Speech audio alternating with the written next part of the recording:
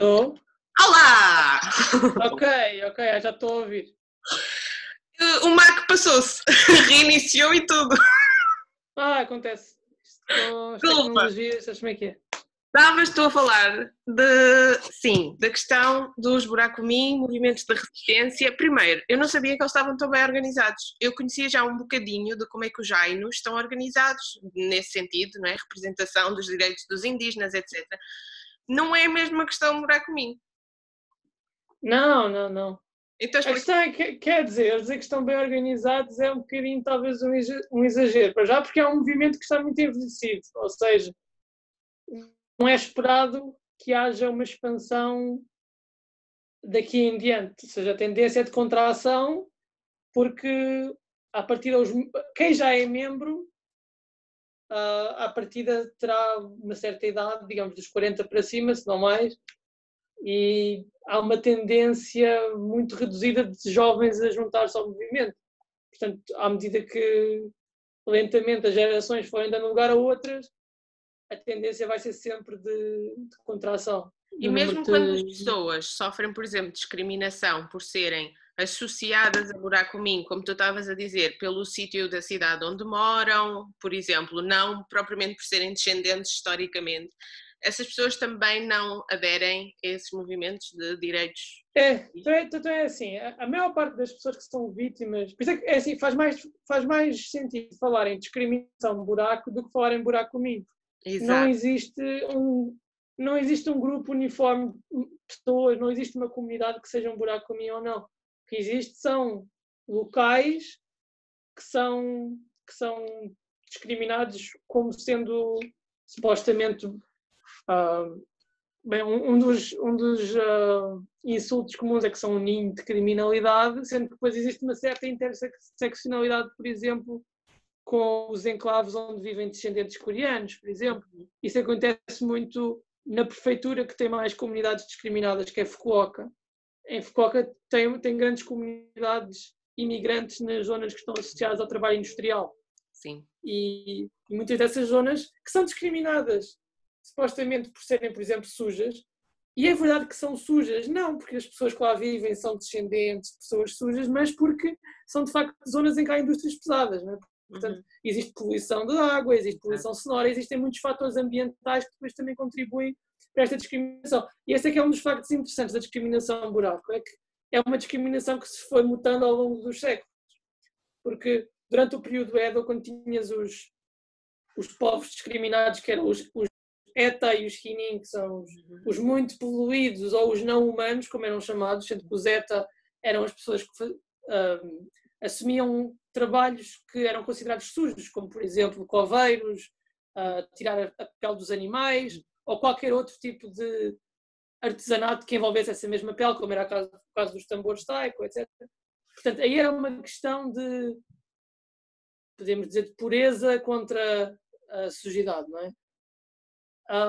Depois tinhas os Eta, que na sua maioria eram, por exemplo, artistas vagueantes, ou seja, que vagueavam pelo país para fazer os seus espetáculos, sendo que eram formas de arte mais populares, que, portanto, eram antagonizadas exatamente por serem do povo e não da aristocracia, não por serem da corte, que seria supostamente a arte mais elevada, embora a maior parte dos artistas da corte também fossem de proveniências que seriam discriminadas na sociedade em geral, mas pronto, isso é daquelas ironias que funciona sempre bem. Não é uma questão de lógica aqui.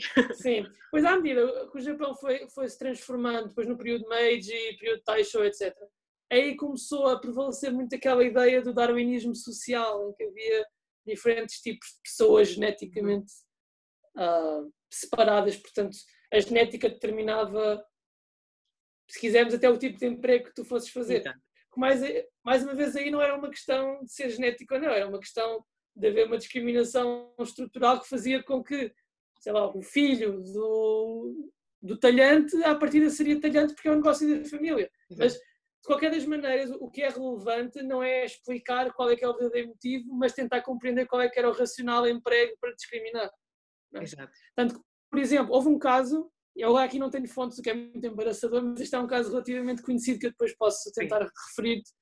Foi um caso que surgiu depois num jornal, se não me engano, na década de 1910, lá para aí 1918, 1919, em que foi o caso de um homem que se divorciou da sua mulher por ter descoberto que ela vinha de um sítio discriminado já depois de estar casado, e o juiz fez uma série de discursos morais sobre como a mulher devia ter vergonha por ter ocultado a sua proveniência, etc. Portanto, sabes uma coisa, essa conversa está-me a fazer lembrar a situação dos como é que se diz? O Bakusha, os filhos da bomba. os Hibakusha, sim. Hibakusha. Está-me a lembrar isso porque em Nagasaki, como tu sabes, não é? Sim. Bom, e existia isso, e eu conheci e cheguei a entrevistar muita gente que eram netos de sobreviventes da bomba, que casaram abaixo do seu nível socioeconómico, etc., por causa disso. Por exemplo, mulheres que tinham excelente educação universitária, eram de famílias que estavam bem na vida, etc., mas tiveram que casar abaixo das suas expectativas, porque como elas eram netas de sobreviventes da bomba, ninguém queria casar com elas, esse tipo de coisas. Portanto... Sim, é parecido no sentido em que existe uma apropriação, digamos, quer dizer, é um bocadinho demais chamar-lhe ciência, mas digamos, aquela ideia, por exemplo, se tiveres filhos com uma pessoa que foi vítima da bomba, que isso vai criar degenerações, vai criar mutações, pronto. É uma apropriação de conceitos científicos para depois servir como justificação para a discriminação. Esse conceito para fazerem a discriminação estrutural, e também o facto delas esconderem que eram descendentes de sobreviventes da bomba, e muito ativamente nos trabalhos, porque se dissessem isso no local de trabalho não eram contratadas de todo. Portanto, tinham consciência que tinham que esconder que eram descendentes da bomba atómica, porque senão a vida delas não acontecia, não corria bem. Então isso também é transversal, não é? Sim. Acho que é transversal a várias questões. Sendo que o caso da discriminação buraco é apenas mais emblemático, talvez pela força que o movimento tinha no período em que os movimentos sindicais no Japão eram muito fortes, mais ou menos até os anos 60. Foi aquele período em que mesmo o próprio Partido Comunista Japonês era bastante forte e, portanto, associado a isso os movimentos sindicais. O movimento de libertação buraco até certo ponto também esteve associado ao Partido Comunista, até ter havido uma ruptura, e depois a partir daí foi cada um por seu lado, basicamente porque o Partido Comunista Japonês sempre focou-se na questão de classes, luta de classes, emancipação dos trabalhadores, etc., enquanto que o movimento buraco sempre foi mais focado nos problemas específicos da comunidade. Sendo que mais ou menos só para aí nos anos 90 é que começou a haver uma mudança, não nesse sentido, mas no sentido de o movimento buraco se tornar um movimento de direitos humanos mais genérico, digamos. A maior parte dos museus que havia, que eram dedicados por exemplo, havia um movimento inicial nos anos 20, 1920, que era o movimento dos niveladores. Portanto, foi a primeira associação a promover os direitos, que na altura, quer dizer, chamar-lhe uma associação se calhar é simplificar um bocado, porque havia uma certa lógica revolucionária envolvida. Portanto, não estamos a falar em distribuir folhetos, estamos a falar em uma ação um bocadinho mais vigorosa do que isso. Mas eles foram os primeiros e, portanto, muito depois do movimento buraco que começou nos anos 70, o novo movimento buraco acabou por dar seguimento a muitas das questões desse movimento de 1920. Mas depois houve uma série de escândalos também que mancharam um bocado a imagem, porque basicamente o movimento tinha uma estratégia de denúncia. Por exemplo, vamos partir do pressuposto que numa escola, e isto aconteceu em muitas escolas do país, numa escola houve um incidente em que uma criança foi vítima de bullying por outras crianças por ser da zona discriminada. Geralmente o que aconteceria é que depois isto causaria, digamos, uma onda de choque que faria com que a Liga dos Direitos Buraco entrasse em contacto com o Ministério da Educação ou diretamente com a direção da escola, de forma a organizarem uma reunião, uma chamada reunião de reflexão. Exato. Em que os perpetradores deste incidente seriam obrigados a refletir no que fizeram, etc. O problema é que houve alguns destes incidentes em que os ânimos se exaltaram e houve algumas agressões. Há vários casos documentados disso ter acontecido. Em escolas, creio que houve um, porque está bastante documentado, que depois também posso mandar as fontes. Houve um incidente em que membros da Liga se envolveram com docentes da escola e resultou em vários feridos, etc. Isto criou a reputação, basicamente, que é, se nós falarmos sobre este problema, vamos ser agredidos. Portanto, foi esta a mensagem que passou a ser, embora estes casos fossem muito esporádicos. Mas, mais uma vez, Sim, mas o tendo em conta que empolamento mediático tem um sim, poder a muito grande. sociedade em geral já tinha a imagem. Estas pessoas são pessoas violentas e sujas e mal educadas, e este tipo de incidentes apenas veio contribuir ainda mais para isso. Embora, quer dizer, é injusto, porque qualquer coisa que eles fizessem, eles iam ser discriminados. Mas isto criou então uma lógica nos médias que não havia até então, que era o assunto passou a ser tabu. Por isso é que nunca se fala disso nos meios, porque Exato. sempre Não que se se falar, fala. já sabemos que vamos ser denunciados de alguma maneira, vamos ter que estar a escrever comunicados e a pedir desculpas, e é uma trabalheira que não vale a pena. E então passou a pôr-se debaixo do tapete. E mais ou menos nos anos 90, os responsáveis começaram a perceber que não era uma estratégia viável em termos de consciencializar as pessoas. E então foi aí que houve uma viragem das questões específicas, ainda muito na lógica da dialética marxista, ainda com uma terminologia própria, e começaram a virar mais no sentido dos direitos humanos, incluindo a questão, por exemplo, dos direitos das mulheres a manter o apelido, que ainda é uma questão no Japão, as pessoas não sabem que as mulheres são obrigadas a mudar de apelido quando se casam. Parece um bocadinho... Transitam de árvore genealógica, como se fossem adotadas sim. pela outra família, que é ainda Podemos mais dizer que foi longe. uma espécie de enxerto. Sim. Pronto, exato. A questão... E a hoje em falta dia, de direitos parentais também quando há sim. divórcios com as crianças. Isso também, sim, isso também é bastante gritante. Eles também, hoje em dia, dedicam-se muito à questão, o direito dos portadores de deficiência, sendo que a Niigata é particularmente relevante, porque há uma doença que é a doença de Minamata, que tem a ver com envenenamento por iodo nos rios. Uma foi, se não me engano, em Kagoshima, e o outro foi em Niigata. Portanto, é também uma questão muito que tem bem representado no único museu dos direitos humanos decente que eu vi no Japão, que era o Liberty Osaka. Que é esse. Esse é o de Osaka, exatamente. Que, entretanto, eu acho que estava a correr sério risco de fechar, porque o terreno no qual estava o Liberty Osaka era propriedade da Câmara Municipal ou da Prefeitura, não tenho a certeza, mas era de um desses órgãos, e eles queriam reapropriar-se do terreno, porque aquilo está numa zona muito boa, aquilo está perto de Shin-Mamiya, portanto, imagina. Sim. Portanto, não sei. Assim, não me surpreende muito, porque quando eu lá fui estava deserto, e eu lembro do próprio professor Amos, que a gente falou há pouco, ele também, num dos seus, acho que num dos artigos ele menciona o museu, e também tem lá um pequeno parágrafo em que ele questiona a viabilidade do museu, tendo em conta que não havia visitantes. Seja, Eu levava lá toda a gente. Pois, mas isso era eu, também nunca encontrei lá mais ninguém. Não, não é um museu muito bem publicitado, e é pena porque, quer dizer, mesmo com as suas limitações ao nível da apresentação, digamos, em termos de informação é um recurso que eu acho que é muito útil, só que as pessoas preferem ir aos estúdios Universal, sabes? Nível de espetacularidade e até de nível museográfico e museológico daquele museu era abaixo de zero, era oitocentista.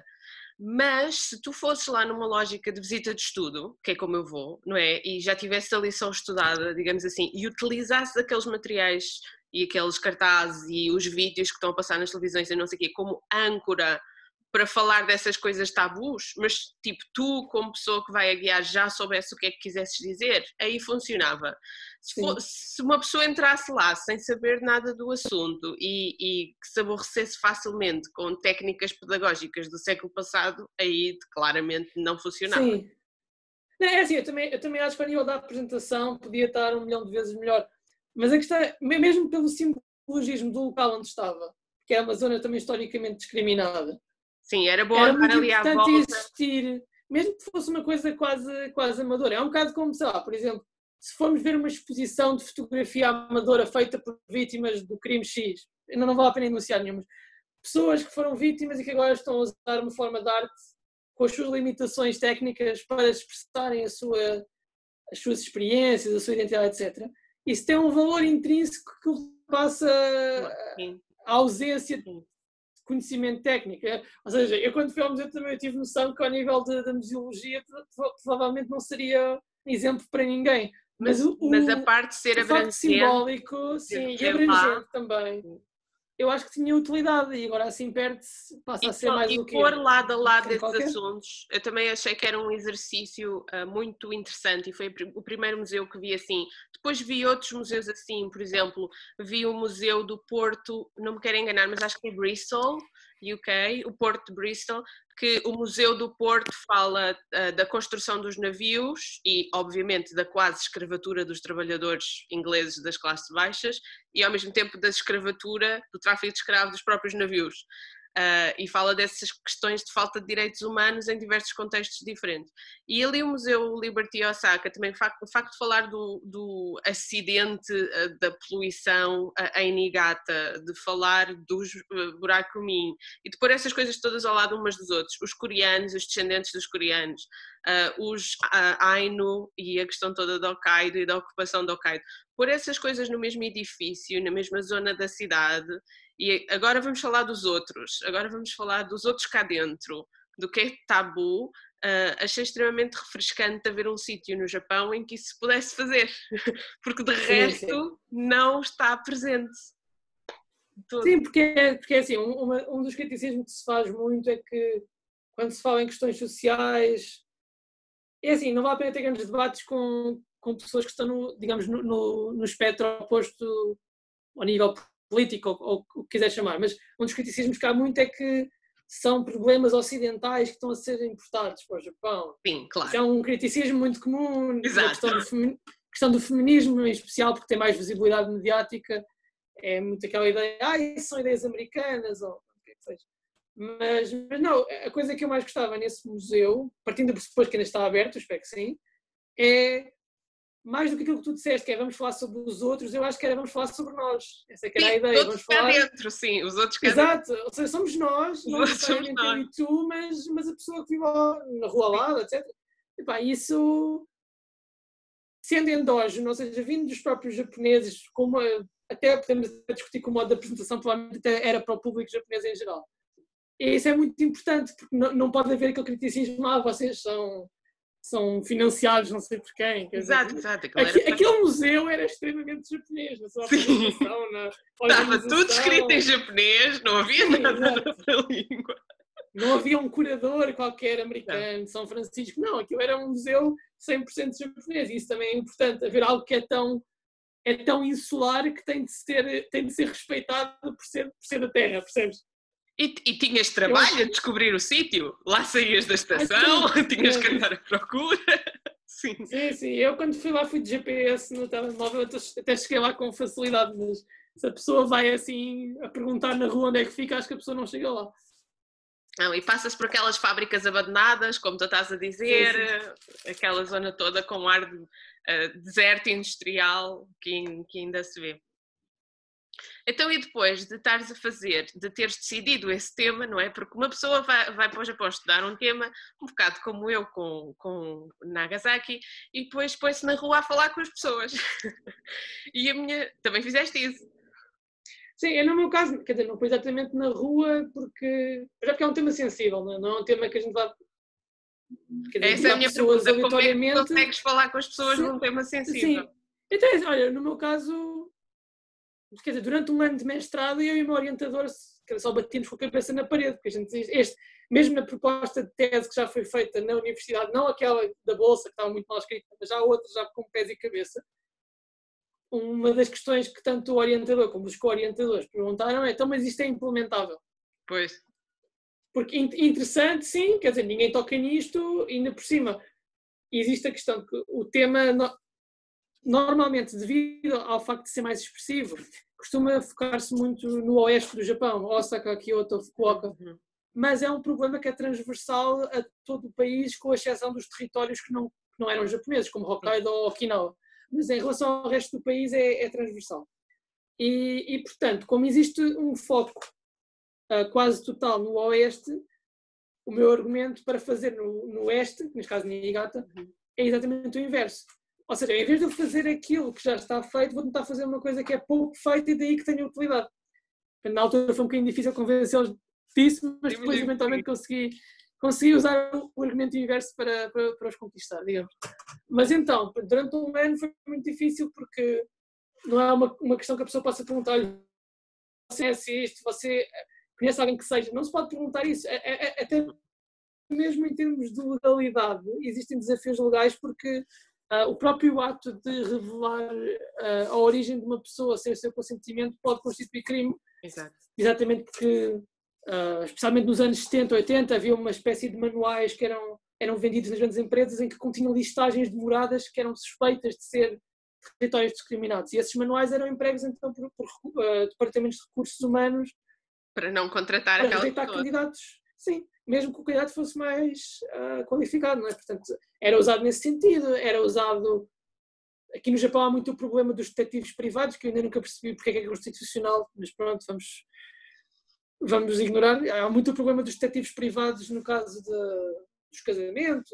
Sim, era isso que eu ia dizer. Eu acho que toda a indústria dos casamentos é que financia os detetives privados, mas pronto. Sim, e mesmo recentemente, embora isto já seja ilegal, mesmo recentemente houve alguns incidentes de detetives que foram contratados para aceder ao registro familiar de outras pessoas, de forma a confirmar se eram ou não destas comunidades. Isso obviamente depois tem consequências legais para a pessoa envolvida, não é? Mas o facto de continuar a ser feito quer dizer que ainda há pessoas que acham que vale a pena pagar dinheiro por isso. Yep. Acham que é um serviço justificado.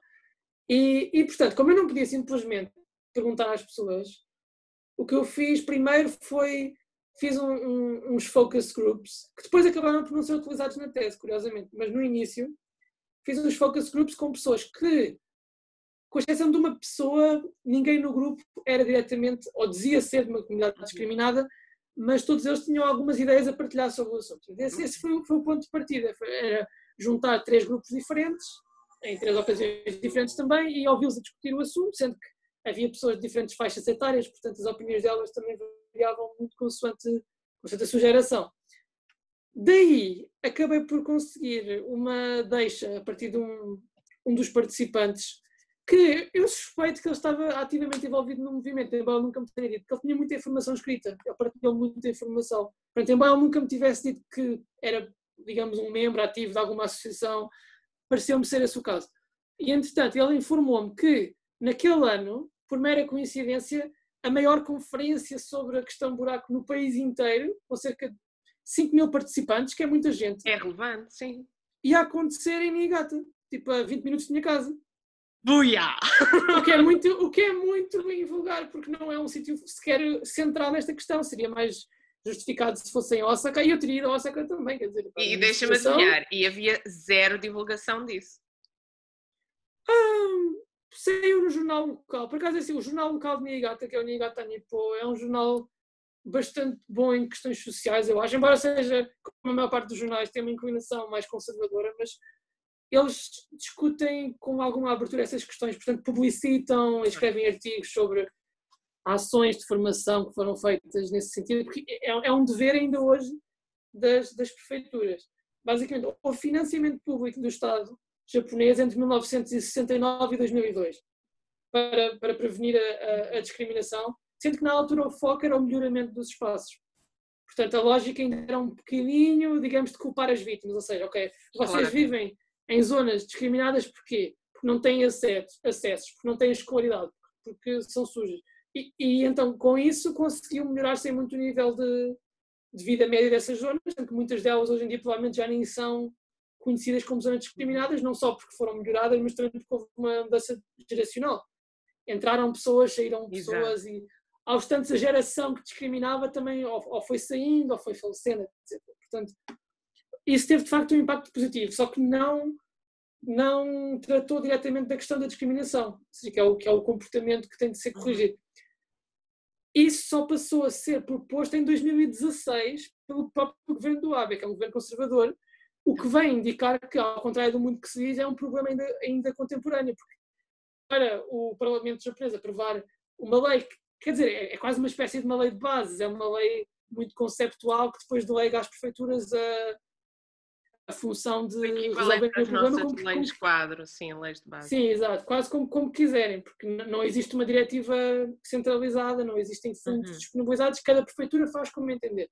Mas existe um dever de acautelar estas situações e de intervir sempre no sentido da promoção dos direitos humanos, que é essa, digamos, a palavra-chave. E então, eu nesse evento, nessa conferência, foi uma conferência de 2 dias, eu cada vez mais fiquei consciente da questão que era os centros comunitários. Porque associado ao problema buraco tens também os centros comunitários que se chamam-se Rinpokan, que são... Rinpokan são basicamente centros de centros comunitários focados na questão da discriminação, mas que na prática operam como qualquer outro centro comunitário, né? Portanto, fazem atividades, permitem o aluguer do espaço pelos habitantes, Eu às vezes traduzo tipo nas conferências, falo do Nipocan como se fosse a Casa do Povo. Porque eu acho que funciona um bocado como a instituição Casa do Povo nas aldeias portuguesas antigas, no sentido em que tu tens formação, tens pequenos cursos, tens as atividades de socialização intergeracional também, às vezes tens pequenas exposições ou eventos, então funciona. Não sei se é uma tradução oficial, mas eu chamo-lhe. É assim, a tradução oficial é alguma coisa, eu por acaso em português não sei, mas a ideia do Nipocan deriva dos centros de intervenção social de Inglaterra, que eram os settlements, em que havia, portanto, pessoas mais abastadas ou educadas que iam ocupar zonas menos... para as civilizacionar, digamos assim, a partir de dentro. Sim, e iam contribuir pela sua presença, e sendo que havia uma vertente também cristã associada, mas basicamente pela sua presença iam dinamizar, digamos, a atividade cultural e o nível de vida básico naquelas zonas. No caso do Japão, isso passou a ser associado às zonas discriminadas, não com esta ideia de pessoas vêm de fora viver, mas o governo central... criar um equipamento. Após designar uma zona como sendo zona discriminada, e isto aconteceu até 2002, cria um espaço que serve não só como uma espécie de quartel-general para a promoção dos direitos humanos, que eles fazem isso muito, muito simbolicamente, ou seja, é mais por aquilo que está escrito nas paredes e o que está subjacente nos textos que são partilhados do que nas atividades do dia-a-dia. Porque as atividades do dia-a-dia são, sei lá, sessões de estudos para as crianças melhorarem a sua caligrafia, ou coisas que não têm nada a ver com discriminação, mas que podem ser importantes para os residentes daquela zona. Simplesmente porque é mais um recurso que uma família que tenha um capital cultural mais reduzido, que não tenha acesso a tantos recursos. Sim, não pode, por exemplo, pagar para pôr o miúdo numa escola de caligrafia ou qualquer coisa assim. Exato, e sendo que no Rimpocan, à partida tudo é gratuito. Exato. Eu não conheço nenhuma atividade lá que tenha sido paga, porque tudo é feito através ou das associações ou através do governo. No caso de Shibata, que é a cidade onde eu investiguei, Shibata fica no norte de Niigata, basicamente. No caso de lá, muito financiamento vinha através da Câmara Municipal, sendo que a Câmara Municipal coordenava muitas atividades que aconteciam, sendo que depois era uma espécie de articulação. Eu já percebi que existe uma espécie de sistema que é a Shiakusho, o Nipocan e depois mais 2 ou 3 líderes comunitários, que normalmente são pessoas, são líderes mesmo pessoas, e quando tipo, o investigador chega lá, que somos nós, somos adotados. E depois somos adotados e levados para um sítio que geralmente é o Nipocan, ou uma zona da Shiakusho, mas normalmente o Nipocan, e aquilo fica a ser um bocado o headquarters da coisa. E depois quando temos que falar com alguém e fazer uma reunião é lá, não sei se isso te aconteceu, a mim aconteceu-me imenso. Sim, no meu caso foi, quer dizer, houve algumas idas esporádicas à Câmara Municipal, mas na sua maioria era basicamente ir diretamente ao centro, falava com o diretor lá, participava como observador nos eventos que lá ocorressem, nas atividades também mais corriqueiras, sendo que além disso, no caso da comunidade que eu investiguei, havia também uma casa, mesmo literalmente a casa de uma pessoa que está envolvida no movimento e que antes do centro ter sido construído era, digamos, o centro de operações deles. A senhora e o seu falecido marido, pronto, que também era uma pessoa relevante no movimento, tinha uma pequena biblioteca ligada ao tema e então era ali que muitas das pessoas se reuniam. Isto, digamos, nos anos 60, 70, quando a questão ainda era um bocado mais estigmatizada. Sempre no caso da comunidade que eu pesquisei, não tinha absolutamente nada a ver com talhantes, nem com tambores ou nada disso. Tinha a ver com os homens do lixo. O que prova que a questão de buraco tem uma flexibilidade enorme. A questão pode usar qualquer coisa para discriminar, basicamente. Qualquer coisa que seja minimamente relevante. Isso depois notava-se, por exemplo, ao nível dos cemitérios. Havia segregação de campas, por exemplo, que hoje em dia já não existe, mas está documentada naquela zona. Havia segregação de campas, havia pequenos sinais, sinalização mesmo dentro dos templos, em zonas interditas e zonas Há uma consideradas lógica residual, que é uma lógica quase shintoísta, que é a identificação do impuro, com o contraste entre o impuro e o puro, mas o impuro, ou seja, aquilo que é utilizado como objeto de justificação da discriminação, pode ser qualquer coisa. Qualquer coisa, sim, sim. Eu não sei até que ponto é que tem. Eu por acaso até acho que se existe um fator religioso a ter em conta, que eu acho que é muito ambíguo nos dias de hoje, talvez tenha sido relevante no período medieval. Aí, sim, eu diria que tem mais que ver com o budismo, porque digamos que a questão focal que levava estas pessoas a serem discriminadas tinha que ver com o seu envolvimento com a morte, que é um dos pecados mortais do budismo, é tirar a vida, e portanto tinha que ver com eles serem delegados com a tarefa de matar os animais para consumo, de tratarem dos seus cadáveres, eventualmente até questões de saneamento, tinha que ver com o tratamento de resíduos humanos ou animais, etc. Portanto, toda essa questão da purificação, que obviamente também tem um lado shintoísta, porque no Japão estão os dois muito casados e felizes da vida, portanto, nunca se separam. Mas, sim, ao nível do budismo parece-me ser mais relevante até mesmo com essa questão dos cemitérios. Portanto, no Japão, pronto, digamos, o shintoísmo é para a brincadeira, o budismo é para a morte, é um bocado essa a lógica. E na questão da forma como os mortos eram tratados, aí vejo o budismo como um fator relevante, mesmo na comunidade em que eu observei. Isto depois cada comunidade tem os seus desafios.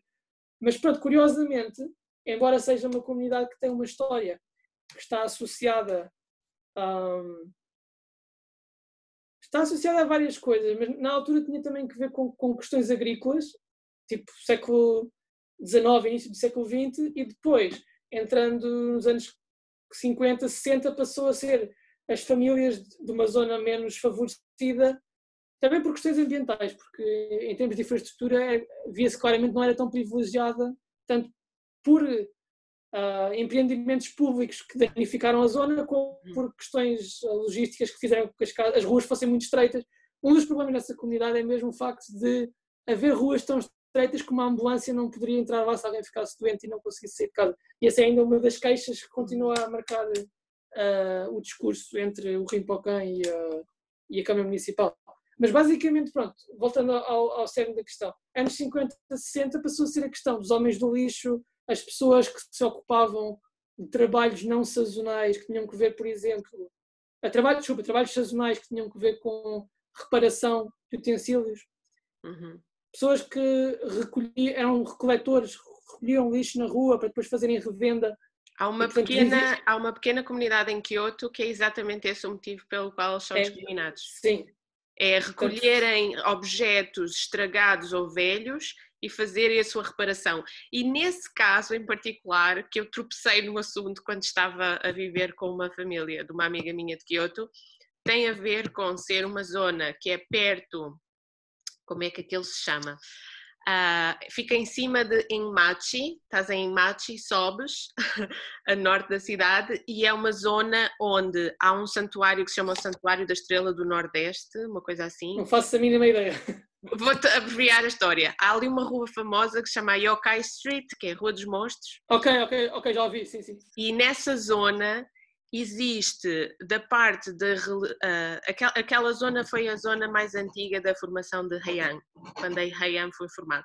E havia ali aquele santuário, e havia a crença naquele santuário que era cultuado, eram os espíritos que possuem os objetos que são utilizados durante uma geração inteira. Portanto, se um objeto for utilizado 80 anos, 100 anos, ele fica possuído pela energia de quem o manipulou. E essa energia da pessoa que manipulou esse objeto chama energia espiritual de outro plano de existência. E o objeto é efetivamente possuído. E como o objeto passa a ser possuído, passa a ter o potencial de ser maléfico ou benéfico, conforme quem manipula essa energia. E as pessoas que recolhem esses objetos velhos para os consertar, para os revender, etc., transitam entre esses mundos sobrenaturais. Então é um bocado essa a lógica. A lógica ali é de que aquelas pessoas não se podem confiar, aquelas pessoas estão entre entidades e reinos espirituais diferentes do que o comum dos mortais, ou aquelas pessoas lidam com coisas que têm as almas dos mortos agarradas a elas. Havia muito esse discurso. mesmo estando no século XXI. E mesmo estando... Sim, sim. É muito impressionante como, nesse caso, o elemento de discriminação era as pessoas pegavam em objetos velhos, potencialmente assombrados, num sentido super simplificado da coisa, e aí não tinha a ver com eles lidarem nem com objetos nem animais, nem com mortos, nem tecnicamente com lixo, embora fosse quase com lixo, mas que eles reciclavam, digamos assim. E também viviam numas casas completamente decrépitas, e aquela zona via-se que era uma zona de baixa renda, não é? Uma zona em que toda a gente ali era pobre e viviam multigerações no mesmo apartamento, e também efetivamente eram discriminados por causa disso. E a minha amiga estava a dizer, eles não são buraco-minho, porque não são buraco-minho, mas são. Sim, porque ninguém é. Ou seja, pela tua descrição parece... É assim, eu nunca tinha ouvido essa, digamos, justificação mais mitológica da coisa, mas pode perfeitamente ser, porque é um caso típico de utilizar uma profissão. É um dos três grandes argumentos usados, é a profissão, tem algum tipo de ocupação que é considerada suja, a localização, vive numa zona que é considerada impura ou indesejável, ou então linhagem, que na maior parte dos casos não é historicamente comprovável, mas que pode ser utilizada tanto por quem discrimina para dizer tu és descendente de não sei de quem, logo tu és impuro, como pode ser apropriado pelo movimento de ativistas para dizer nós somos os descendentes de não sei de quem, mesmo que não sejam, na maior parte dos casos. Aí, quer dizer, de uma perspectiva histórica, teríamos hipoteticamente o direito de dizer, mas olha lá bem que isso não está verificável. E esta justificação... Em termos de bom senso, não, quer dizer, eles têm direito de construir a sua narrativa. Se estiver historicamente errada, pronto, competirá aos historiadores depois refutar isso academicamente. E esta lógica da possessão e do exorcismo e da manipulação de objetos que estão possuídos e não sei o quê, é uma lógica discursiva, é uma coisa dada em discurso direto em entrevista, também sem referências, quer dizer, não é essa preocupação, é só porque é operativo. As pessoas acreditam que aquilo justifica e, portanto, aquilo passa a justificar. Esse é o fator principal. Eu li um livro de uma autora, acho que o livro é de 2018, ao final de 2017, 2018, garantidamente. E o livro é sobre discriminação no casamento no Japão, e é quase todo sobre questões de buraco. E tinha exemplos, a autora fez entrevistas na primeira pessoa, todas em anonimato, obviamente, mas continha casos, todos eles passados nos últimos 5 anos. Havia casos até bastante extremos de... havia um caso de uma rapariga que tinha engravidado do namorado que era supostamente buraco ou de uma zona discriminada. E ela, quando soube, tal como ainda é relativamente comum no Japão, ela propôs casarem-se. Ainda se fala aqui muito nisso. Quando isso acontece, o casamento é o passo lógico. E depois ela foi de tal forma a receber uma oposição tão violenta do pai que ela acabou por ser coagida a fazer um aborto, que é uma coisa terrível, quer dizer, isto é... No século XXI, quer dizer, uma pessoa devia poder escolher se quer Parece fazer uma ou não. cena do Essa de Queiroz. Não. Sim, exato. Se quer fazer ou não, é uma escolha que competirá aos envolvidos, à mulher em particular. Agora, uma pessoa ser coagida a uma decisão tão difícil por causa de uma crença meio mitológica de que aquela pessoa tem uma linhagem impura é bastante ridículo e triste, porque, quer dizer, é um caso extremo, não é um caso comum. Yeah. A maior parte dos casos que aconteceu recentemente tem que ver, por exemplo, com, sei lá, um grafite em algum sítio. Recentemente, assim, o maior incidente que houve foi aquele livro que eu te falei há pouco, que as empresas usavam. Há uma editora de Yokohama, que na prática é só uma pessoa, é um tipo qualquer sozinho, que deve ter muito tempo livre em mãos, digo eu, em que ele tem uma editora que se dedica a isto, não de uma perspectiva académica ou o que é que seja, mas, digamos, tentar criar algum sensacionalismo com o tema.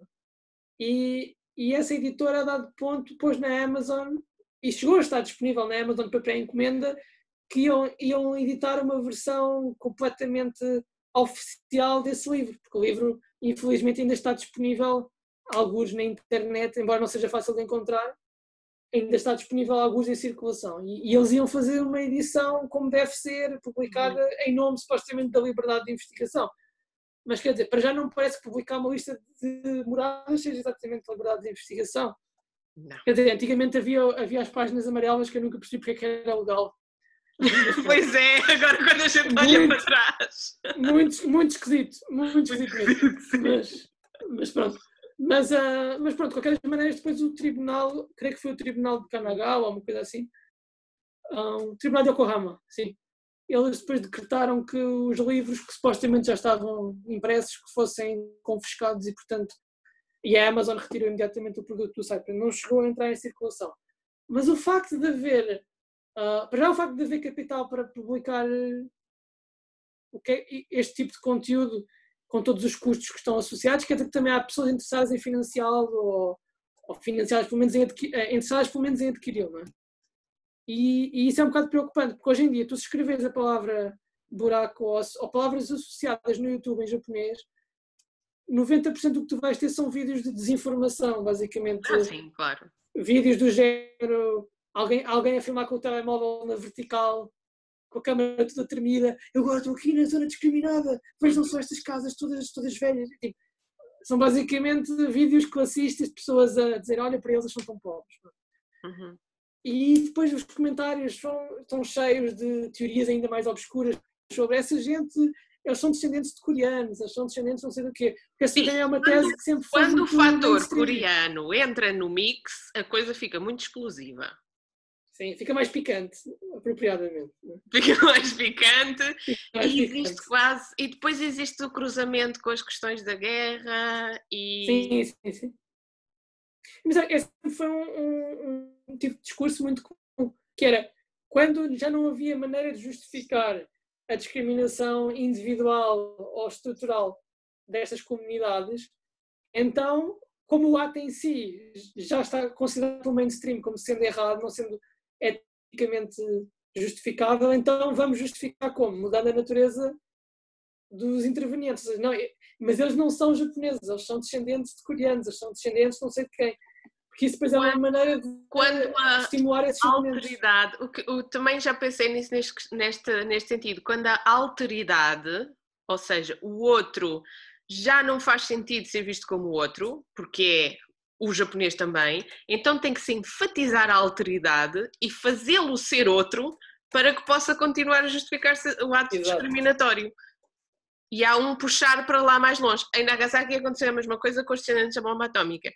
Eles também são japoneses. Não, mas eles não são 100%, porque aqui há mais mistura com chineses e coreanos, então vai-se à procura de justificar que eles moram num bairro onde há descendentes chineses ou descendentes coreanos, ou porque eles são fisionomicamente diferenciados, ou porque são mais escuros, ou porque têm os olhos mais largos, porque se calhar têm mais mistura com os ocidentais, que entretanto andaram todos ali em Nagasaki e casaram todos com toda a gente e fizeram filhos em todo lado.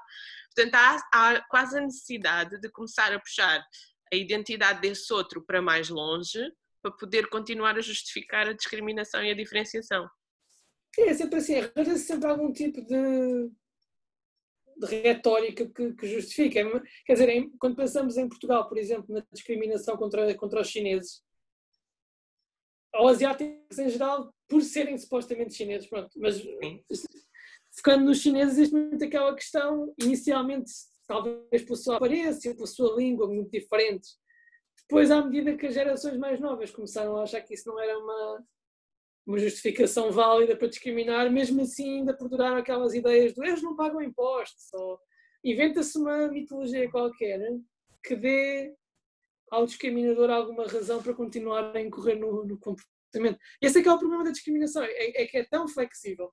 No caso dos Burakumin no Japão, tu tinhas supostamente nos párias, digamos, do período Edo, tinhas a questão, por exemplo, de serem talhantes ou de matarem animais.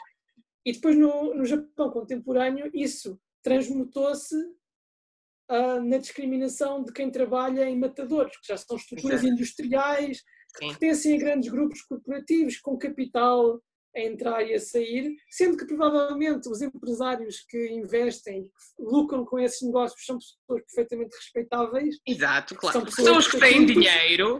Sim, enquanto que a pessoa que tem o dever, não sei como é que eles executam, mas tem o dever de executar o animal da maneira grotesca que há de ser, não é? Essa pessoa acaba por ser discriminada por ter um trabalho que é considerado sujo. Sendo que depois muitos dos críticos dessas pessoas provavelmente consumirão carne, que ainda é uma hipocrisia, que Sim. se for um ativista vegan a dizer, pronto, nós deitamos a mão, eu como carne, mas eu dou a mão à terceira, digo sim, sim senhor, pronto, tenho direito a criticar. Agora, uma pessoa que seja, digamos, consumidora dos produtos que são preparados por uma pessoa que eles discriminam, está a incorrer numa hipocrisia que é gritante. Mas o conceito de hipocrisia não existe aí. Acho. Só, mais ou menos. Talvez não seja tão transparente. Digamos que é mais ambíguo. Como tudo aqui, é muito mais ambíguo. Muito mais ambíguo. Mas, quer dizer, essa também é a característica do Japão. Eu, se tivesse de definir o Japão numa palavra, tinha de ser ambiguidade, não há outra palavra. Mesmo os japoneses. Ainda não estava a ver um programa, daqueles programas de variedades, mesmo do mais light possível, que eles estavam a falar sobre relacionamentos. No caso, eles estavam a falar entre homens e mulheres, mas podia ser entre homens e homens, mulheres e mulheres, não interessa. E eles estavam a perguntar, então, mas que tipo de relação é que é melhor? E muitos dos participantes usaram a palavra ambíguo como sendo uma coisa positiva. Ou seja, é melhor uma relação ambígua em que as coisas não estão 100% claras entre os dois, mas porque isso permite prolongar a felicidade do casal sem intrometer questões desnecessárias no relacionamento. Enquanto que nós no Ocidente, ou até diria no mundo em geral neste aspecto, a tendência é, quanto mais comunicação, maior a capacidade de resolver problemas, porque esses problemas não vão desaparecer simplesmente porque nós os pomos no armário. Não é? Mas aqui não, aqui a ambiguidade é vista como uma coisa extremamente positiva. Sim. Não falar de uma coisa, não falar para não causar animosidade ou discussão ou confusão. Sim. Ou simplesmente tornar claro que existe um problema, não tornar claro que existe um problema é o melhor. Sim. O que é uma maneira de pensar e de andar na vida um bocado diferente. Mas uma pessoa adapta-se. Então, e depois desse teu estudo todo sobre os buracos e essa questão toda, tu sentes que, apesar de, imagino eu, a enorme satisfação que foi mergulhar em entender a sério uma questão e fazer uma tese sobre isso, mas tu sentes que agora podes desenvolver um trabalho relacionado com essa investigação, ou achas que isso ficou assim agora um bocado parado? Um trabalho no sentido, por exemplo, de algum tipo de livro, algum tipo de projeto? Sim, ou o teu trabalho atualmente, que se calhar não tem nada a ver. Se tem o trabalho não tem absolutamente nada a ver. E depois... Aliás, até diria que não há muitos trabalhos que estejam relacionados a isto, a não ser que a pessoa esteja na função pública. Ok. Que, obviamente, no meu caso seria impossível. Porque ou a pessoa participa nas associações como, digamos, entusiasta, e nesse caso, pronto, está a investir o seu tempo pessoal nisso, ou então a pessoa é funcionário público e tem o dever de resolver essas questões. É assim, eu ainda não sei. Eu tenho como projeto a médio e longo prazo, tenho a intenção de fazer doutoramento ainda sobre o Japão, e não sei bem onde, provavelmente não será aqui, só por questões familiares, pronto, começa a ficar longo, percebes? Então, a pessoa também deve pensar nessas questões. Mas é por questões familiares, então a sugestão que eu tinha a dar não serve muito. A Austrália tem muito bons estudos japoneses. Pois, eu percebo. Só que também é longe. Quanto mais sim, quanto mais tempo passa, mais a questão familiar começa a pesar. E não excluo, obviamente, a possibilidade de fazer trabalho de campo. Isso está obviamente na mesa. Agora, em termos de qual seria a instituição em que eu me iria candidatar, aí provavelmente seria alguma coisa mais perto de casa, mesmo por questões familiares também. Mas, de qualquer maneira, eu gostava de continuar a trabalhar sobre o Japão. Agora a questão é, irei debruçar-me sobre este tema outra vez ou sobre outro tema? E isso, sinceramente, ainda é algo que eu estou a considerar. Sim. É possível que não seja, ou se for, que seja mais focado nas comunidades discriminadas do final do século XIX, por exemplo, seja mais com recurso a fontes históricas do que ao trabalho de campo, porque é uma questão bastante difícil de trabalhar com trabalho de campo. E se eu não estiver a viver no Japão, ainda mais, porque envolveria uma janela temporal demasiado longa, nesse caso. Mas sim, mas de qualquer maneira eu vou usar isso para qualquer coisa. Sendo que agora o plano mais imediato, porque a tese foi escrita em japonês e eu ainda não tenho uma cópia circulável da tese, basicamente. Era isso que eu estava a falar. E não queres editar isso em inglês e publicar em inglês? É assim, não posso publicar por impedimentos, quer dizer, posso editá-la e publicar se excluir alguns dos depoimentos que lá estão, porque eu não tenho autorização Aliás, fomos explicitamente dito que muitas das coisas que lá estão disponíveis no arquivo da universidade, apenas em formato físico, mas a partir do número de pessoas que vai aceder são apenas pessoas que estão dentro dos estudos.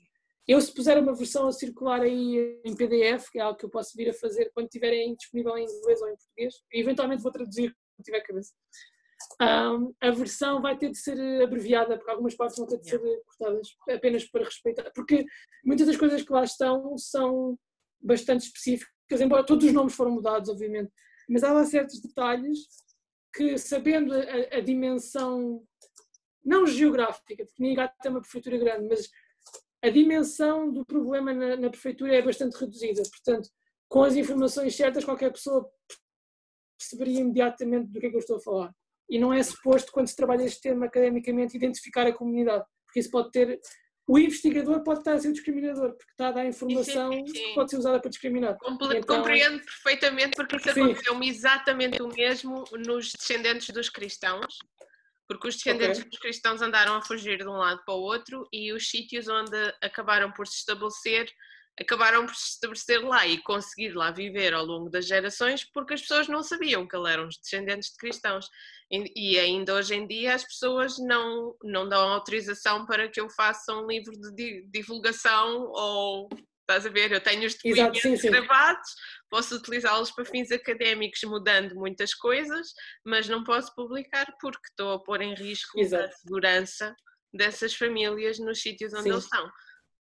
No meu caso estaria não só a pôr em risco a segurança da comunidade, como também a minha própria conta bancária, porque eu assinei muitas declarações em que, se eu incorresse em alguma infração, teria de penalizações, não vou por aí, mas de qualquer das maneiras, sim, digamos, o projeto mais imediato é traduzir a tese quando eu tiver cabeça e pôr a circular uma versão que esteja de acordo com essas limitações, e que mesmo assim ainda vai ser bastante, porque quer dizer, eu tenho um capítulo na tese, um capítulo bastante, que é o mais longo, mas que contém depoimentos e informações em primeira mão, e depois tenho uma apresentação conceptual, com base em fontes, com base em outros, trabalho de outros investigadores, e essa parte obviamente é 100% pública, porque são apenas discussões de conceitos, discussões de factos históricos que estão bem documentados e que não comprometem a identidade de ninguém. Essa parte, pelo menos, digamos, 70% da tese, pelo menos, vai estar perfeitamente disponível para leitura. Sim, depois tirando isso, ando também a pensar noutros temas que são um bocadinho diferentes, também focados no Japão contemporâneo, mas talvez não têm tanto a ver com questões de discriminação. Têm a ver com questões comportamentais e agora também um bocadinho associado ao mundo corporativo, portanto é um bocadinho diferente, mas sempre na perspectiva dos problemas sociais e da sua resolução. Sendo que geralmente isso resulta que as pessoas normalmente acusem-me a mim e outras pessoas que fazem este tipo de investigação sermos demasiado críticos do Japão, ou seja, até parece quase contraditório, estamos aqui a fazer o que somos tão críticos, quando na verdade a lógica é inversa, ou seja, nós gostamos tanto do Japão que queremos que o Japão arrume a casa e deixe de ter estes problemas que são facilmente solucionáveis se houver uma intervenção direta. Agora, não me cabe a mim determinar como é que o Japão os resolve, né? Mas eu, enquanto membro temporário da sociedade, sinto que devo contribuir de alguma maneira que não seja apenas enquanto consumidor de produtos e serviços. Eu já tenho ouvido os dois discursos, já tenho ouvido esse discurso, obviamente. Olha quem é que é esta branca ocidental que chega aqui e vê os nossos problemas, tipo... Não, e é assim, e é um criticismo relativamente válido no sentido em que nós não temos o direito de impor uma agenda, mas podemos contribuir para o discurso público, podemos levantar questões e se os atores locais acharem que essas questões são relevantes, então depois encarregamos com eles. Agora, sim, quer dizer, eu percebo aquela crítica do discurso do Salvador Branco também é legítima, né? Há aquela ideia, né? O voluntário vai para a África 2 semanas, tira umas fotos com umas crianças e subitamente já resolveu a fome. Quer dizer, isso obviamente que é inútil, né? Agora, uma pessoa que tem um trabalho continuado, como é o teu caso, alguém como eu, que está aqui já há alguns anos, não me parece que esteja a fazer mal algum levantando questões que não fomos nós que levantámos, mas apenas estamos a pegar em questões que já existiam, não é? Por exemplo, eu já ouvi realmente os dois lados, já ouvi esse lado, obviamente, desse discurso, que é muito fácil fazer, mas geralmente que as pessoas que dizem isso também não têm mais nada para dizer, ou seja, a crítica fica aí, acaba aí, não tem mais justificação para dar. Mas depois, o lado feliz, ou o lado mais gratificante, é que com as pessoas com as quais eu passo mais tempo, elas acabam por dizer outra coisa, que é: ora, ainda bem que temos o efeito refrescante de alguém pensar as coisas numa perspectiva de fora, ou fazer algumas perguntas. Exato. Essa foi uma das questões que uma das questões que levou o meu orientador digamos, a aprender para o lado de aprovar o meu projeto, foi exatamente o facto de ele achar que, por eu ser estrangeiro, eu poderia fazer certas perguntas que um investigador japonês nunca seria desculpado, porque seriam demasiado intrusivas, não é? E, portanto, aproveitar esse estatuto de ser a pessoa de fora para também apresentar uma perspectiva diferente. Eu ficaria encantadíssimo se houvesse investigadores japoneses que vão a Portugal não só investigar sobre a expansão portuguesa ou o que é que seja, mas também que fizessem, sei lá, sobre a comunidade cigana em Portugal, que fizessem sobre temas que são mais contemporâneos. Isso seria muito interessante ver uma perspectiva japonesa. Eu conheço um japonês que está em Portugal a estudar a questão judaica.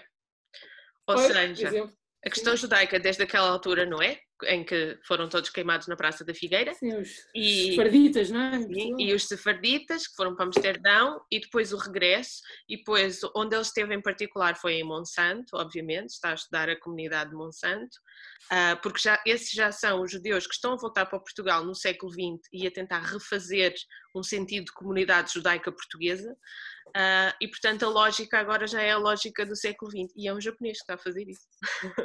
Portanto, é exatamente esse tipo de temas que... É espetacular! Sim, porque eu tenho um certo viés contra a investigação que tem a ver com os jesuítas e com a expansão portuguesa, não porque seja uma má investigação, é uma investigação valiosa, mas já há tanto. Ainda bem que tu disseste isso, porque se fosse eu crucificava. Sim, todas as pessoas, eu posso dizer que eu não sou católico, não faz mal. Todas as pessoas no Círculo de Estudos Asiáticos da Universidade de Lisboa, as que eu conheço, que são, digamos, dos meus 3 anos na Universidade de Lisboa, todos se queixam da mesma coisa, que era a persistência da questão da presença portuguesa na Ásia. Nós, em vez de estarmos a estudar a Ásia, o Japão, a China, o que é que seja, e temos a Ásia, portanto, os investigadores asiáticos a estudarem-nos a nós estamos a estudar-nos a nós próprios na Ásia. Claro! E isso é importante, como a investigação que tu fazes do cristianismo no Japão tem o seu valor, mas toda a investigação for sobre jesuítas, ou for sobre presença portuguesa, e é uma luta, é uma luta de legitimação. Por exemplo, eu não posso pôr no currículo, ou internet, ou até simplesmente apresentar-me publicamente como o que eu faço. Se eu disser, eu estudo a presença portuguesa no Japão, aí as pessoas têm um escopo geral do que é que se trata, mas não é isso que me interessa. O que me interessa é o problema do cristianismo no sul do Japão. Portanto, a discriminação, como é que a religião se ligou ou não ligou com ideias religiosas pré-existentes, a questão da bomba atómica, a presença do cristianismo hoje em dia do ponto de vista da cultura, da representação, da lógica até de identidade local, da classificação da Unesco, do património da Unesco no sul do Japão como algo muito específico da identidade da prefeitura Nagasaki e como se construiu essa ideia de uma identidade regional a partir da herança cristã. Ou seja, eu estou a falar dos japoneses e de como é que os japoneses se definem para com os outros japoneses. É uma questão de estudos japoneses, não é uma questão de portugueses. Sim, não tem nada a ver com português. Luso-japoneses ou assim. Não tem nada a ver com portugueses, eles não têm... Mas mesmo que fosse... Não tem mal nenhum em haver estudos sobre o Jorge Alves, não tem mal, o Luís Freud, não tem mal nenhum, mas não pode ser sempre só isso, tem de haver diversificação. Concordo. Até muitos desses estudos e têm o seu valor histórico, às vezes envolvem conhecimentos de paleografia, etc., que são complexos. Mas, se nós também queremos formar uma geração de pessoas que são especialistas na sua área, seja a sociedade japonesa, seja a história da China, o que é que seja, não podemos também estar apenas dependentes das fontes em português, ou em latim, ou italiano, também temos de estar a ler as línguas asiáticas locais. No meu caso, o japonês, um bocadinho de chinês, outras pessoas vão estar a ler chinês, vão estar a ler persa, vão estar a ler essas línguas todas. E isso é importante, porque como é que nós podemos estudar o outro sem sequer ler o outro? Isso é... That's my point. É exatamente, that's my point. Vivemos com alguém na mesma casa e, tipo, quando essa pessoa vai falar, nós tapamos os ouvidos, quer dizer, não. A comunicação é essa. Há uma série de problemas que eu acho que não têm sido plenamente resolvidos. Eu nem sei se têm bem a noção desses problemas, que é, acho eu, tem que haver, primeiro, um investimento muito maior em termos de investimento financeiro, estrutural, formação de professores, criação de cadeiras universitárias do ponto de vista do ensino das línguas, dessas línguas. E outra questão tem realmente que se criar departamentos que funcionem e que sejam estudos japoneses, estudos coreanos, estudos chineses, estudos não sei o quê. Eu compreendo que nós ainda estamos na fase de termos um de estudos asiáticos já não é mau. Sim. Não é assim. Olha, para já tenho de fazer uma correção, é que não existe um departamento de estudos asiáticos em Lisboa. Existe... Os estudos asiáticos pertencem ao departamento de História, que é um problema. Sim, estás a ver. Mas já existe o departamento de estudos indianos. Não é mau. Portanto, muito graças ao professor Shiv Kumar Singh, porque ele próprio, um homem apenas, ele leva às costas a Índia inteira em Portugal, porque é ele que ensina, é ele que ensina o Hindi na universidade. Ele encarregou-se como projeto pessoal de escrever um dicionário português-hindi que ainda está em expansão online, etc. Portanto, ele, pela própria ação e com o apoio também da Embaixada da Índia, conseguiram formar este departamento de estudos indianos, que é muito importante. Por exemplo, ao nível de tradução de literatura, desde que foi criado já se traduziram algumas obras de literatura portuguesa para hindi e vice-versa. Entretanto, na Faculdade de Letras da Universidade de Lisboa foi criado também o departamento de Iranologia, portanto para estudos persas, que também pertence aos estudos asiáticos em termos de licenciatura, mas o facto de já estar autonomizado depois permite a criação de outro tipo de cursos, por exemplo, cursos para o público em geral, formações específicas, dinamização de eventos que talvez fossem mais difíceis de aprovar se fossem todos geridos pelo Departamento de História, né? E, portanto, eu não sei como é que está neste momento a questão no Minho, porque eles também têm línguas e culturas orientais, mas na Universidade de Lisboa é este mais ou menos o estado das coisas no aquilo, obviamente há regras para estas coisas acontecerem. O facto de eles precisarem ter um professor catedrático de uma área para abrirem um departamento está a atrasar muito o processo. Por exemplo, a minha investigação, o meu doutoramento não pode ser tecnicamente registado como estudos japoneses, apesar de o foco do doutoramento ser definir a área de estudos japoneses, e a área de estudos japoneses em Portugal passa também por rever as questões do património cultural japonês, que de alguma maneira manipula conceitos que têm a ver com a presença dos portugueses na Ásia, com a chegada do outro, com a reação à chegada do outro, com a religião que se impõe, etc. Mas estudos japoneses são uma coisa, não se está a fazer história da expansão portuguesa, que eu acho que isso é completamente ultrapassado. Mas não se podem registar estes doutoramentos como estudos japoneses, porque estudos japoneses não é uma área de um departamento, não é um curso, não é, estás a ver? E depois esta coisa, não havendo esta cadeia que sobe progressivamente até se ter um catedrático de estudos japoneses, não podes criar um departamento de estudos japoneses. Então é um sistema que não permite que o outro sistema haja uma imersão. Apesar de haver muita gente que eu acho que está muito interessada, venha de onde vier, às vezes até pode vir da economia, até pode vir da medicina, mas que está interessada em cruzar aquilo que faz, aquilo que estuda, com o fator Japão, ou com como é que isto é no Japão. Por exemplo, na arquitetura isto existe há anos. Gente que vai para o Japão fazer estágios em arquitetura, porque é um dos países de referência dos seus escritórios de arquitetura e de engenharia. Então as pessoas nem têm bem a noção que o que elas estão a fazer é um cruzamento entre a arquitetura e os estudos japoneses, porque a prática da arquitetura no Japão terá características dos estudos japoneses na área, neste caso do planeamento das construções. Portanto, eu acho que é uma questão de falta de noção de que isto é uma opção. Estudos japoneses é possível fazer o que quer que seja em estudos japoneses. Assim, eu sinto que Portugal já esteve mais longe de ter estudos chineses. Como uma Estudos categoria à chineses, parte. sim, estão a progredir bastante. Esses Sim. estão. E, portanto, eu acho que daí é um saltinho.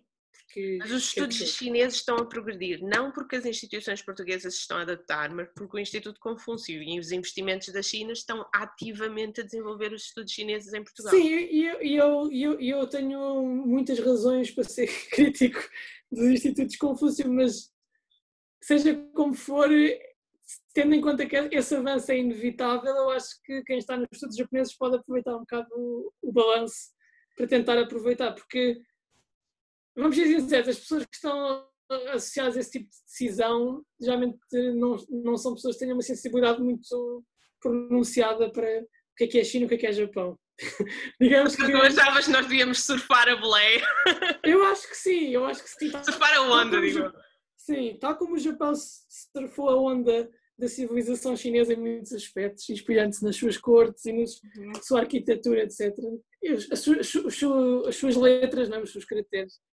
Por que não aproveitar o balanço que os estudos chineses estão a dar para tentar impulsionar os estudos japoneses? Eu acho que, tendo em conta que o objetivo final é positivo, eu acho que devíamos tentar aproveitar isso de alguma maneira. Até porque, quer dizer, os estudos asiáticos são estudos de área e, à partida, tipo, qualquer estudo de Japão também tem em conta as relações bilaterais do Japão com os seus vizinhos, não é? Portanto, daí é fácil fazer o decalque, digamos, dos estudos chineses para os estudos japoneses. Mais fácil do que, sei lá, quem faça investigação sobre o Sudeste Asiático, por exemplo, terá muito menos aspirações a que alguma vez venha a haver um departamento sobre estudos do Sudeste Asiático, não é? Portanto, o Japão, tendo um certo crédito no Ocidente, como sendo uma nação relevante em vários aspectos de tecnologia. Em Portugal é quase um problema de sobredosagem do fator que tu estavas a dizer, que é o fator de estudar as fontes dos jesuítas. Há uma sobredosagem tal que há uma inviabilização de outras perspectivas sobre o assunto ou de outros temas ou da própria noção de estudos japoneses, porque é macrocéfalo e só se vê isso. E normalmente, por exemplo, quando eu ia mais às conferências internacionais e tal, os outros, sei lá, americanos, ingleses, canadianos, não sei o quê, que eventualmente encontravam algum português a falar do Japão por aí, viravam-se para mim e começavam logo a falar do Renascimento e da expansão e de não sei o quê, assumindo que eu era dessas. Portanto, o que eu percebi é, eles já estão à espera que um japonês que um português que fala do Japão vá falar destas coisas e vá falar dos biomas de Amban e vá falar dessas coisas, já assumem, já partem do princípio que sim. E eu depois dizia-lhes, não, o que eu faço é trabalho de campo, vou entrevistar as pessoas que são discriminadas e tentar perceber para onde é que eles andaram a fugir e que coisas, quais são os desafios das vidas deles e tal. E eles, mas com base em antropologia? Mas com trabalho de campo? E eu, sim. E eles, mas não é das fontes dos jesuítas? E eu, não, eu não sou boa, porque eu não sou boa em paleografia, percebes? Eu fiz a paleografia, sim. Tive o meu 18, fiquei feliz. Mas passar 7 horas a ler letra de esparguete é dose. Então, sim.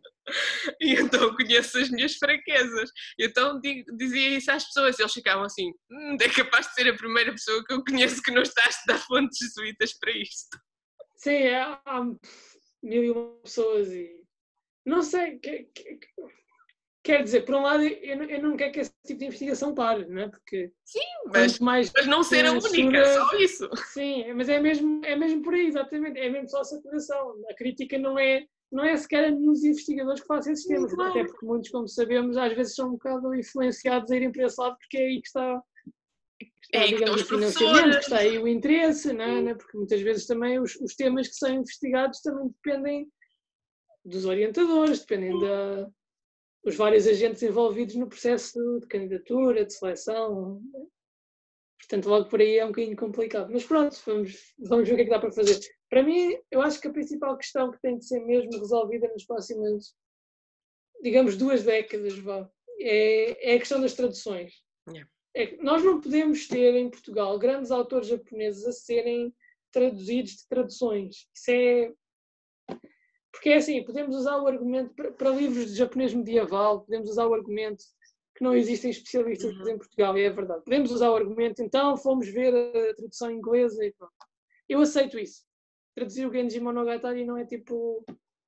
Não é tarefa fácil, é uma tarefa de anos e anos e é preciso ter um grande conhecimento que nem eu, nem ninguém que eu conheço em Portugal tem. Portanto, aí está escusado. Agora, traduzir literatura contemporânea, que é um tipo de texto que há de haver uma mão cheia de pessoas capazes de traduzir, a ser traduzido do inglês só porque é mais rápido. Sim. Ou do francês, também acontece. Epá, eu acho que isso é muito mau, já porque despersonaliza o texto. Não é? Estamos a ler, não, a tradução do original, estamos a ler a visão do tradutor português da visão do tradutor estrangeiro. Portanto, já são duas visões sobre a visão original. Por muito boa que seja a tradução primária que eles vão consultar. E epá, isso também dá sinais de que as editoras portuguesas estão muito interessadas no facilitismo e não em fazer um texto com qualidade no que concerne às línguas asiáticas. Não é para dizer que quem traduz do inglês fez um mau trabalho, obviamente que não. Claro, sim, mas se nós estamos a formar uma prosa tradutores... lindíssima, né? muito requintada, mas se há pessoas com conhecimento da língua original, então temos traduzido o original e não de uma tradução. Sim, concordo perfeitamente. Olha, eu tive um caso, eu não vou dizer qual é que é o livro, porque não quero mandar ninguém para debaixo do autocarro, como se diz em inglês, mas houve um livro que eu queria traduzir e eu cheguei a traduzir um bocadinho só por digamos, quase por hobby, se quiseres. E depois descobri que tinha sido editado em Portugal com recurso à tradução inglesa e à tradução brasileira, sendo que retocaram o que estivesse em português brasileiro para português europeu e fizeram uma colagem, uma tradução inglesa e uma tradução do Brasil. Uau. Como é que uma tradução pode ficar boa se juntaram duas traduções e traduziram as duas e juntaram? É incrível. E eu dizer, como é que uma editora, que eu não vou dizer qual é que é, como é que uma editora se pode sentir confiante em escrever naquela página da ficha técnica? Escrever, traduzir a partir das traduções inglesa e brasileira. Como é que alguém escreve? Eu, se fosse a mim, não escrevia nada. Eu escrevia traduzido por não sei quantos. E escondia o facto de ter sido feito de uma maneira muito questionável. Uau. Mas não escreveram, assumindo toda a responsabilidade, mas, quer dizer, o único crítico é de ser eu. Não ouvi ninguém queixar-se. Portanto, não, eu acho que é de não perceberem o potencial que têm. Ou seja, uma editora numa situação dessas tem o enorme potencial de até apoiar o desenvolvimento do reconhecimento profissional dos tradutores das línguas orientais em Portugal, porque as pessoas andam a queimar pestanas para isso. Eventualmente precisam de fazer traduções para melhorarem, porque é trabalhar que a gente aprende, não é quando eu nem te vou dizer para melhorarem, eu vou dizer por uma questão ainda mais prática, que é para pagarem alguma coisa à Segurança Social. Porque quem tem a atividade aberta na Segurança Social, nas finanças, a fazer traduções destas e faz a simulação de reforma, tem um ataque do coração. Porque é um trabalho, qualquer pessoa como eu felizmente faço outras coisas, portanto não posso queixar. Mas qualquer pessoa que faça o trabalho que eu faço, tradução freelance, e viva exclusivamente disso, está dependente de tarefas tão esporádicas em Portugal que é expectável que tenha de fazer outro tipo de trabalho ao mesmo tempo para sustentar. A não ser que seja uma pessoa abastada por outras circunstâncias, mas uma pessoa que dependa disso para viver, à partida não vive, porque não dá. É tudo muito esporádico.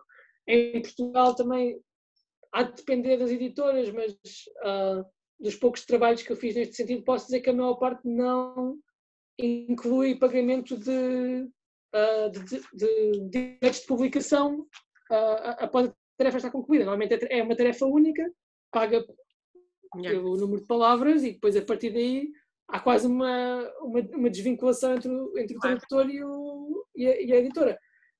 Portanto, eu não consigo pensar em ninguém que faça essas traduções para viver. Acho que é mesmo por amor à tradução, amor à língua, amor à literatura, o que é que seja.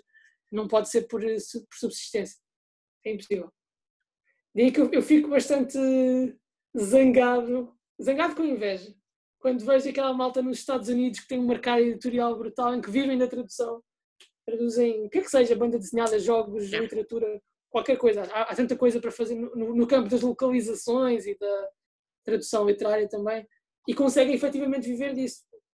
Enquanto que nós, em Portugal, devido à dimensão do nosso mercado editorial e devido também a certas idiosincrasias desse mercado também. O mercado ou de quem está a produzir os produtos que depois são consumidos nesse mercado.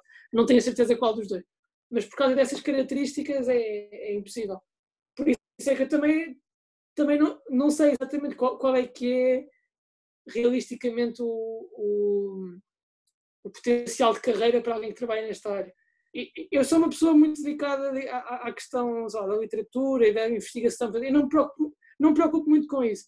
Mas uma pessoa que tenha uma mentalidade mais direcionada para, ok, eu vou estudar e depois vou ter uma carreira e vou-me sustentar com isso, aí, francamente, se calhar é um bocadinho difícil recomendar que se vá para estudos japoneses. Eu acho que só funcionaria se as empresas, que neste caso são maioritariamente editoras, mas poderiam não ser só editoras, se compreendessem que têm ali um recurso humano de qualidade e fosse, obviamente, da parte de quem tem o potencial de investimento, que pensassem, vamos fazer uma coleção deste, por exemplo, grandes obras da literatura japonesa. Vamos fazer uma coleção ao longo dos últimos 2 séculos, ou século e meio, vamos pôr pessoas a traduzirem estas coisas do original, vamos editar, vamos fazer eventos à volta do lançamento dos livros, mesmo que os livros já sejam clássicos. Mesmo, sim, aliás, porque é assim, olha, nós isso quando pensamos na questão dos estudos chineses, já houve grandes clássicos da literatura chinesa ou da poesia traduzidos do original, normalmente traduzidos pelo professor Graça de Abreu, que é o que traduz tudo. Claro, que ele traduz tudo. Mas, efetivamente, houve editoras que entenderam que estavam na presença de alguém que tinha esses conhecimentos e que se tratavam de textos que tinham um valor histórico, um valor literário intrínseco e que, mesmo que não vão ser best-sellers, obviamente porque são demasiado de nicho, mas que têm um valor intrínseco tão elevado que justifica o investimento numa tradução do original feito por alguém que tem esses conhecimentos.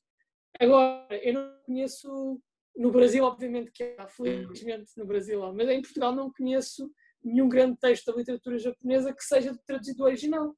Pois não. A maior parte dos romances do Mishima, por exemplo, são de pastores do francês ou do inglês. O Murakami... Tem aqui um ao lado! Sim, o Murakami... pronto, precisas de uma máscara.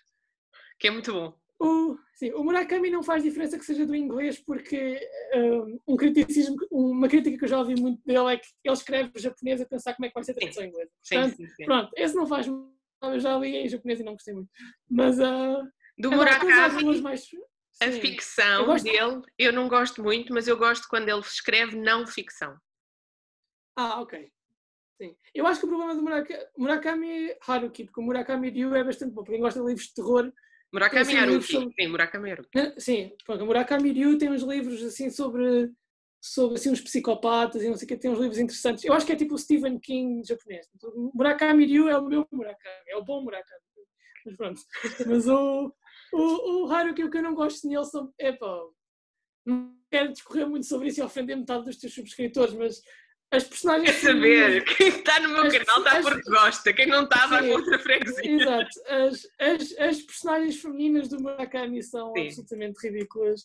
E em termos estilísticos ele não tem nada que o diferencie de qualquer... do mais comum autor de literatura ligeira.